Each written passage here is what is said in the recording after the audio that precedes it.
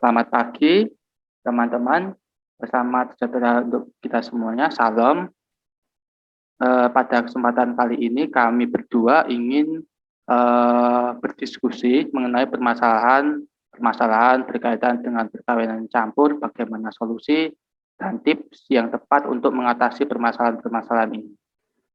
Saya, Bartolomeus Adam Putra, dari Prodi Aquacultur dengan NPM di 3 digit terakhir 077. Saya Remunaria Sinaga dengan NPM terakhir 047. Selanjutnya pertanyaan yang akan kami sampaikan untuk pengantar pada kali ini. Yang pertama, silakan kemudian. Oh ya, sebelum kita membahas mengenai pernikahan campur, kita tahu dulu nih apa pengertian pernikahan campur yang kita maksud sekarang. Apa tuh, Dam, pernikahan campur? Nah, untuk pengertiannya sendiri dari perkawinan campur itu perkawinan antara seorang baptis Katolik dan pasangannya bukan Katolik, bisa baptis dari gereja lain maupun yang belum dibaptis.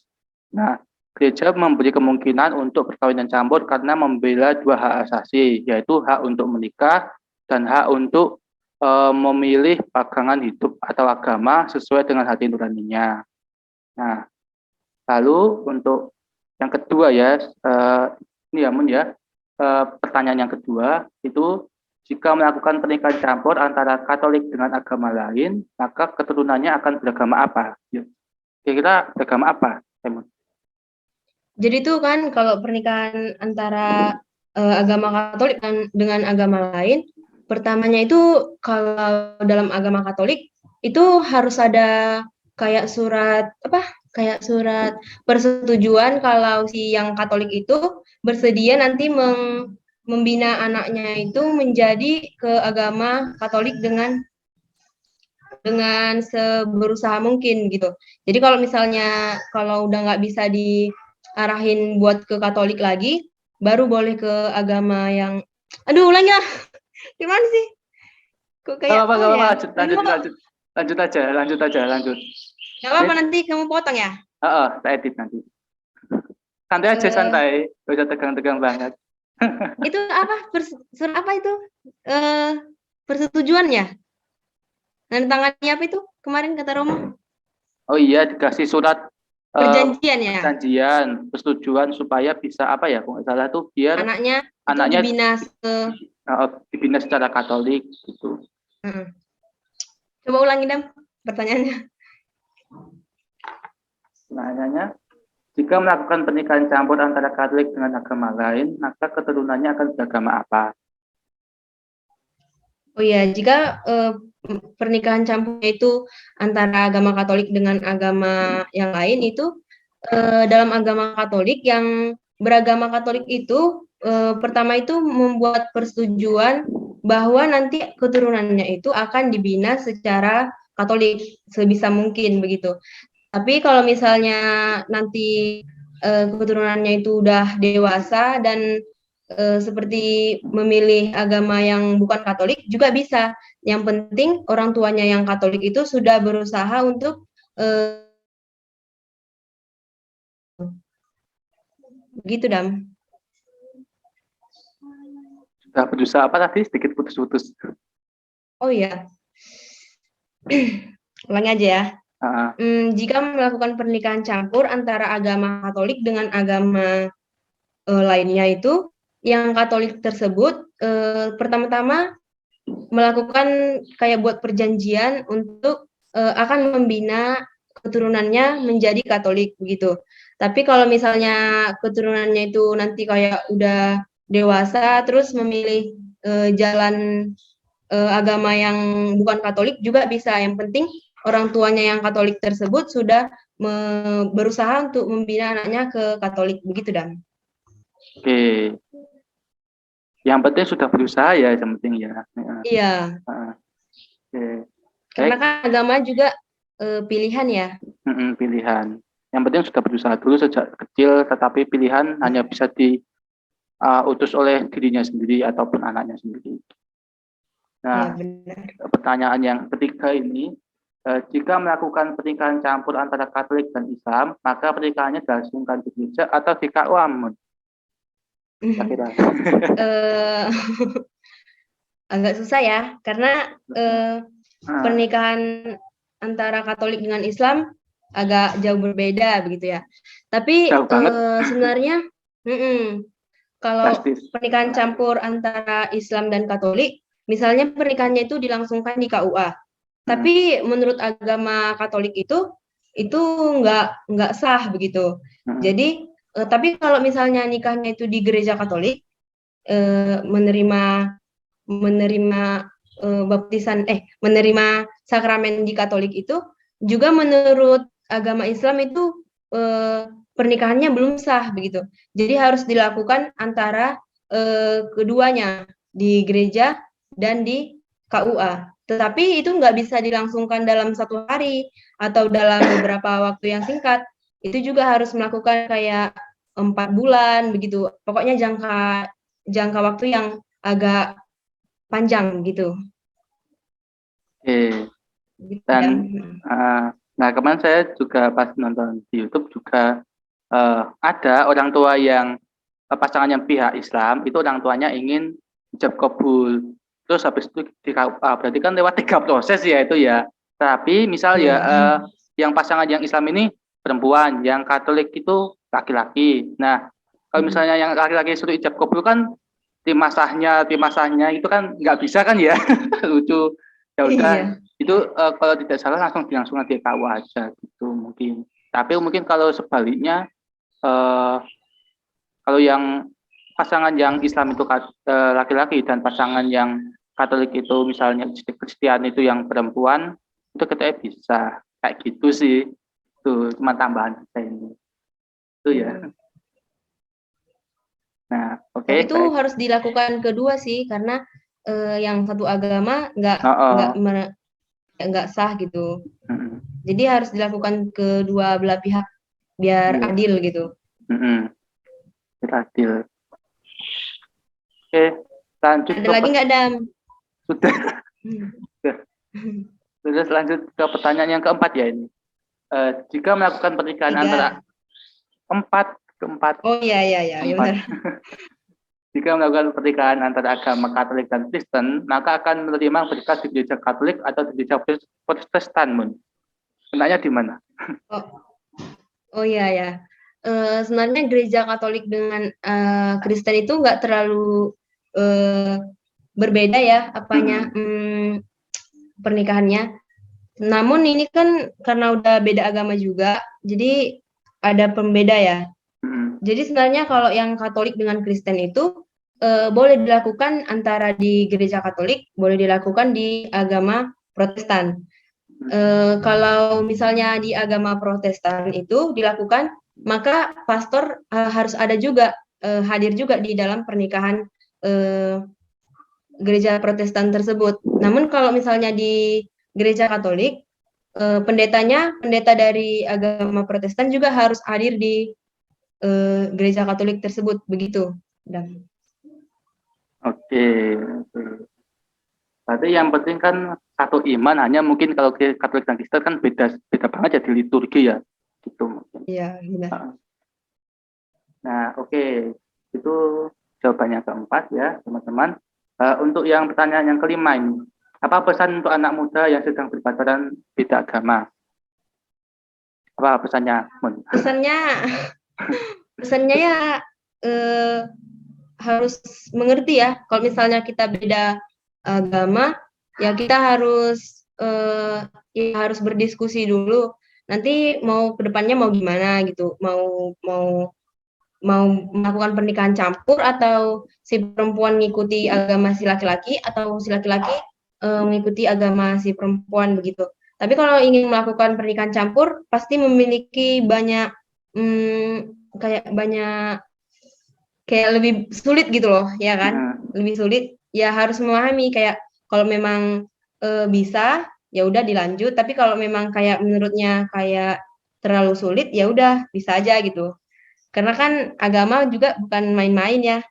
Apalagi kalau harus untuk pindah agama gitu.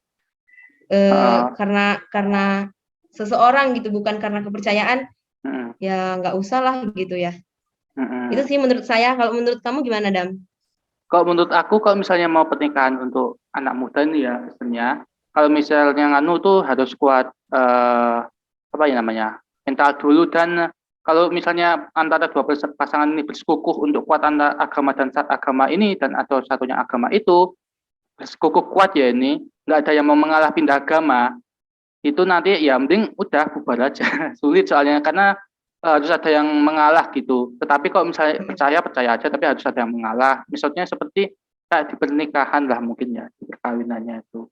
Kalau misalnya pengen misalnya yang di Islam mau kawah dulu atau di gereja dulu, kan itu kan juga sulit toh. Harusnya kan kalau yang Katolik kan di gereja dulu baru di KUA. Entah kalau yang Islam pengennya di KUA dulu atau gereja, kan itu kalau misalnya ya ngeyel-ngeyelan, bandel-bandelan gitu, ya udah susah itu. Itu. Iya, terus keluarganya juga kayak susah ngasih restu ya, gitu. Ngasih restu gitu.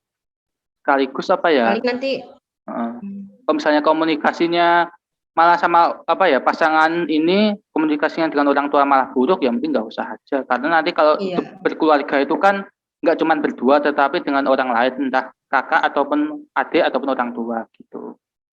Itu pesanku.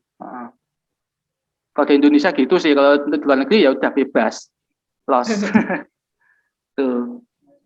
Terus apa menurut pertanyaannya dari kamu? Oh iya, Dam, kamu pernah itu nggak sharing punya masalah mengenai pernikahan campur nggak? Entah kamu gitu, entah orang terdekat. Ada nggak, Dam? Sharing nggak sama kita? Ada sebenarnya, tapi untuknya umumnya ini orangnya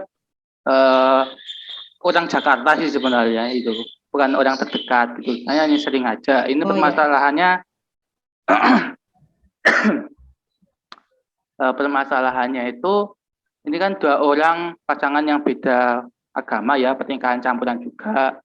Dan yang istri itu namanya Febri, dia Katolik, dan yang satunya suaminya itu Aji, itu Islam. Itu pertanyaannya. Permasalahannya itu kepada ini apa namanya? Kalau yang orang tua Febri kan terbuka ya, mungkin terbuka, tapi Febrinya sendiri tetap fokus sama agamanya. Tahu orang tuanya terbuka. Nah, sedangkan yang ini yang sulit itu yang orang tuanya Aji ini, yang Islam ini, karena dulu orang tuanya Aji itu kan ibunya itu sebenarnya juga Katolik, tapi hanya pindah Islam gitu ya kan, gitu ditanya gitu. Nah, ibunya ini kan sudah convert dari Katolik ke Islam, gitu, ikuti suaminya. Nah, ibunya ini juga pengen si Febri itu convert juga ke Islam. Nah, itu masalahnya. Nah, terus solusinya gimana? Solusinya mereka itu saling harus kayak apa ya, satu visi satu misi, meyakinkan keluarganya. Kalau keluarganya Febri mungkin nggak masalah ya, mau Aji Islam atau Katolik itu nggak masalah ya. Tapi untuk keluarganya yang Aji ini, yang terutama ibunya Aji ini kan harus dipercayai bahwa Febri itu kalau misalnya, ini kan istrinya Febri ya, Mun ya. Nah, itu tuh nggak mau langsung pindah Islam, karena kan juga namanya juga agama kan nggak bisa dipaksaan gitu. Nah, akhirnya kalau tidak salah selama 2 bulan itu, akhirnya ibunya itu menyetujui supaya Febri tetap udah Katolik aja gitu, serah mau pindah atau enggak. Itu akhirnya solusinya terpecahkan. Ya mungkin sedikitnya waktu lama. Namanya juga keinginan orang tua, kalau ditolak mentah-mentah ya mungkin ya nggak dapat restu juga kan gitu. Gitu. Jadi tuh anaknya ke agama apa ya, Dam? Kalau si Febri ini selama pernikahannya tuh udah 9 tahun ya. Kemarin aku lihat di YouTube tuh 9 tahun, dia masih Katolik. Dia tetap Katolik gitu. Anaknya belum ada ya? Nah, ini yang anaknya ini permasalahan kedua sebenarnya. Ini permasalahannya kan sudah berkawinan ya ini. Sudah melaksanakan, istilahnya sudah melaksanakan perkawinan secara campuran.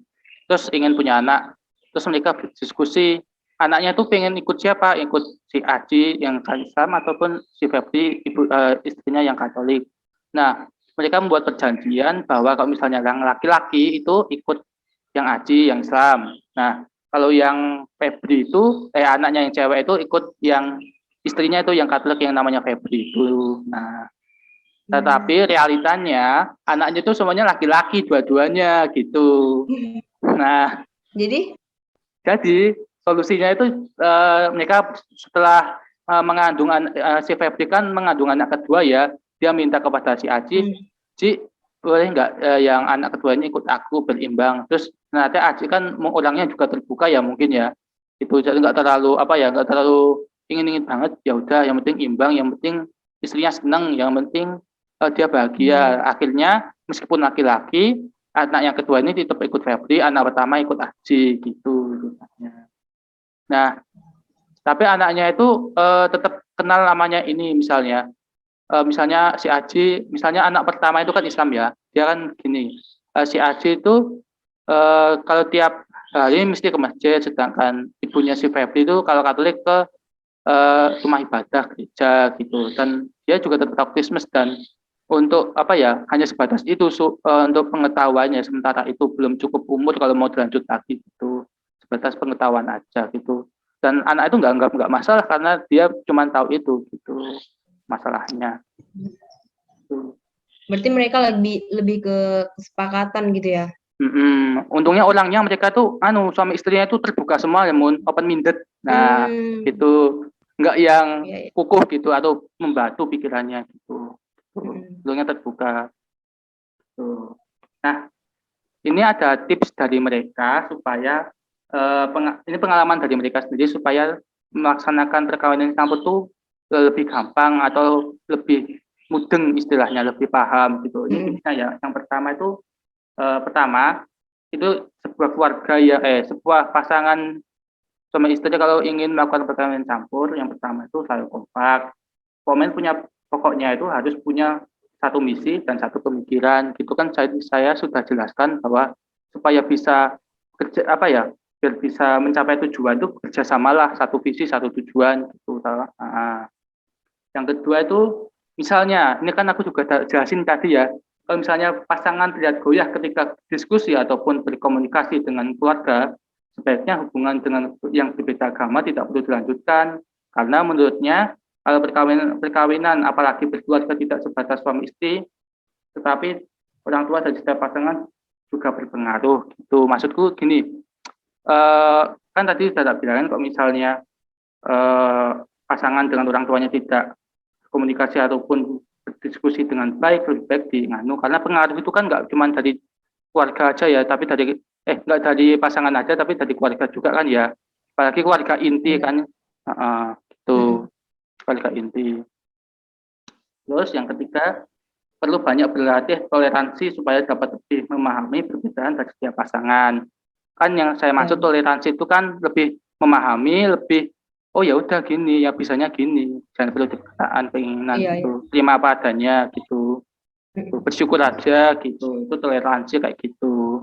Yang penting selama nggak mengganggu ya udah nggak apa-apa gitu, sama nggak merugikan ataupun berdampak destruktif ya nggak apa-apa gitu.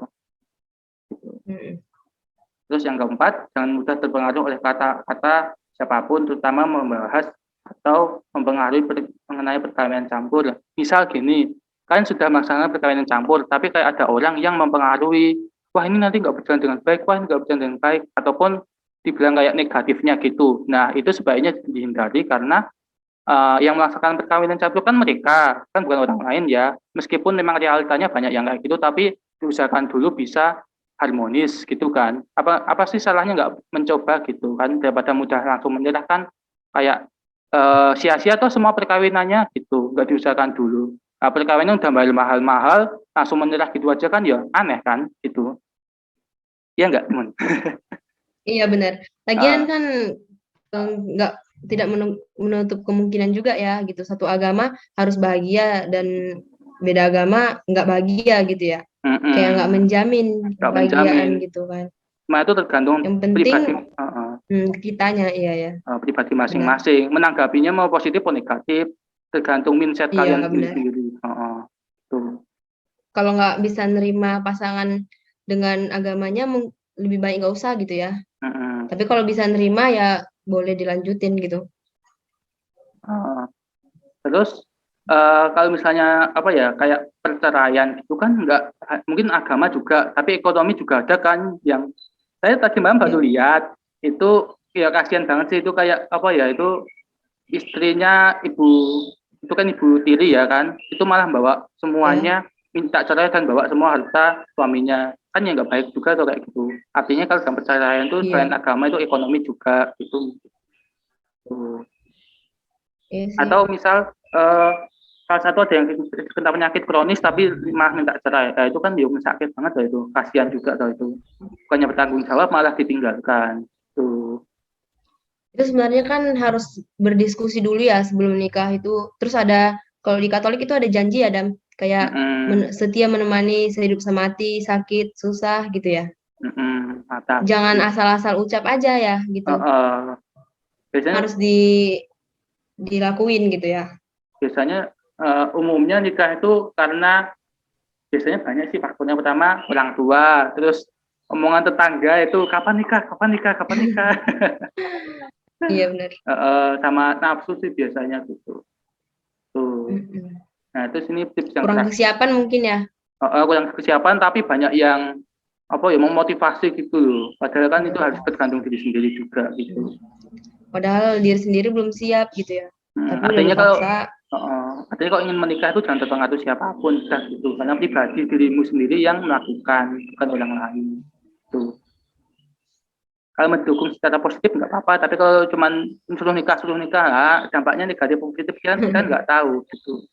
Nah dan yang terakhir itu sesudah kalian melakukan perkawinan campuran selalu berjuang meskipun itu sulit meskipun panjang dan membutuhkan waktu yang lama karena pernikahan perkawinan campur itu tidak segampang perkawinan biasa gitu kendalanya banyak pasti toh realitanya itu yang banyak pindah agama misalnya perkawinan campuran tuh biasanya nggak mungkin langsung setahun atau 2 tahun mesti kayak 7 tahun 8 tahun 10 tahun gitu kan ya gitu membutuhkan proses Iya yang benar sih.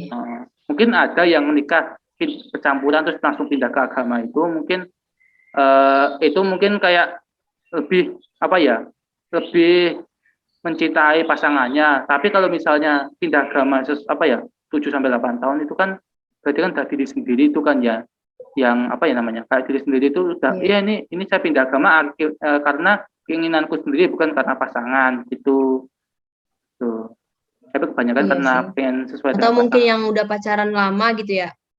Pacaran lama terus udah mengerti juga agama ini gimana.